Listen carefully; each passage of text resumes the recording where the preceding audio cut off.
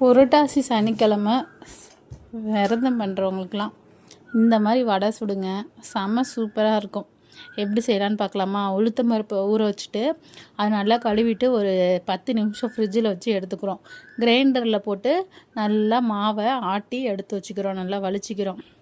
அது எடுத்து வச்சுட்டு அது கூட நறுக்குன வெங்காயம், பெரிய வெங்காயம் 2, பச்சை மிளகா, கருவேப்பிலை, கொத்தமல்லி, கொஞ்சோண்டு ஜீரகம், கொஞ்சோண்டு மிளகு, உப்பு, அரிசி மாவு இதெல்லாம் போட்டு நல்லா மிக்ஸ் பண்ணிக்கிட்டே இருக்கணும். கையில் நம்ம மிக்ஸ் பண்ண அந்த மாவு நல்லா சாஃப்ட்னஸ் வரும், கொஞ்சம் உபரி ஆகிற மாதிரியே வரும்.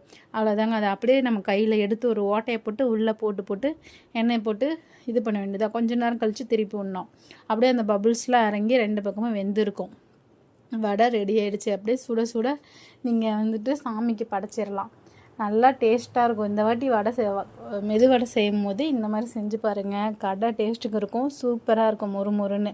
உங்களுக்கு எண்ணெய் பிடிக்காமல் இருக்க நீங்கள் வடை சுடாததுக்கு முன்னாடி எண்ணெய் காய வைக்கும் போதே ஒரு 2 கல் உப்பு போட்டுட்டு வடை சுட்டிங்கன்னா உங்களுக்கு எண்ணெய் இழுக்காது. வடையும் நல்லா மொறுன்னு இருக்கும், சாப்பிடவும் டேஸ்ட்டாக இருக்கும். லவ்வாக செஞ்சால் டேஸ்ட்டாக தான் இருக்கும்.